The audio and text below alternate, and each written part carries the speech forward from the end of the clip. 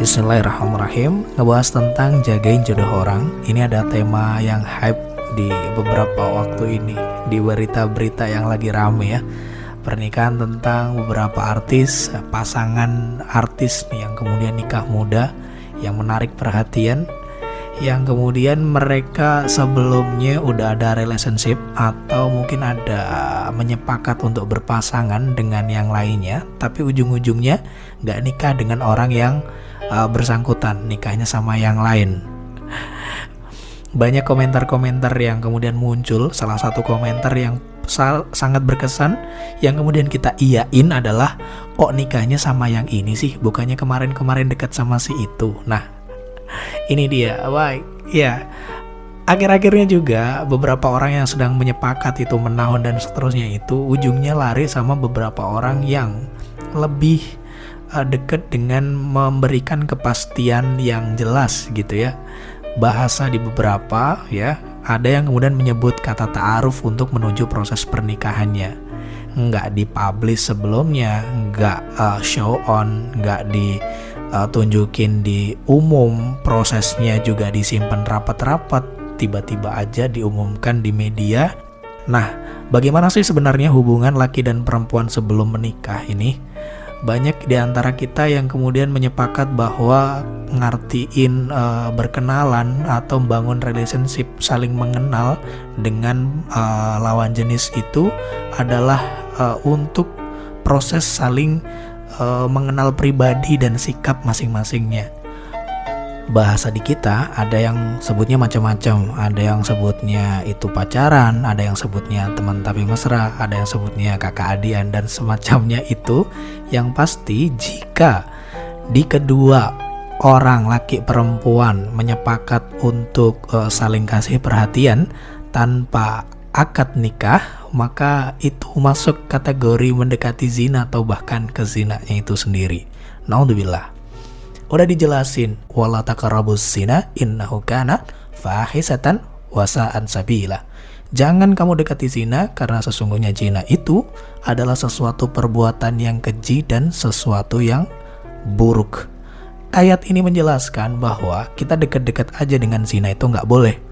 Pegangan tangan atau saling pandang yang membuat nafsu, berdua-duaan antara laki perempuan yang bukan mahram, itu udah diharamkan dalam Islam.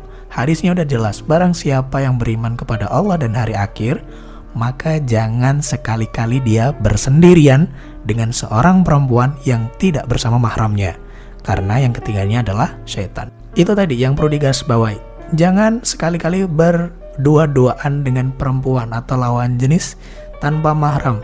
Maka ini dibalikin lagi, kalau kita melanggar itu, maka kita termasuk orang yang tidak beriman dengan Allah dan hari akhir. Ngeri kan? Artinya apa? Meski nggak ada hubungan pacaran, tetapi ada aktivitas yang menuju ke sana. Kita nggak bilang sebut merek nama jenis berdua-duaannya atau mungkin hubungan laki perempuannya, tapi kita sebut aktivitasnya. Di dalam hadis ini dijelaskan aktivitas.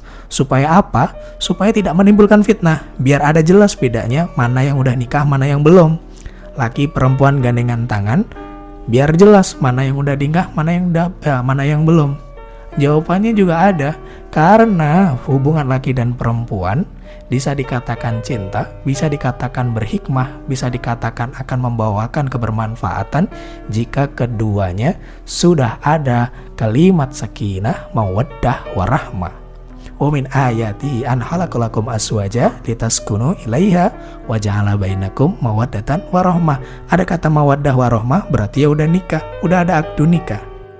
Maka itu kita diminta untuk berhati-hati, kita diminta untuk menjauhi hal-hal yang seperti itu. Kita diminta tidak berlebih-lebihan dalam berhubungan, berrelasi, berkomunikasi.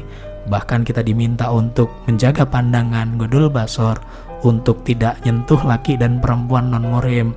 Ini adalah bagian dari kita untuk menghormati orang lain dan juga menghormati diri kita.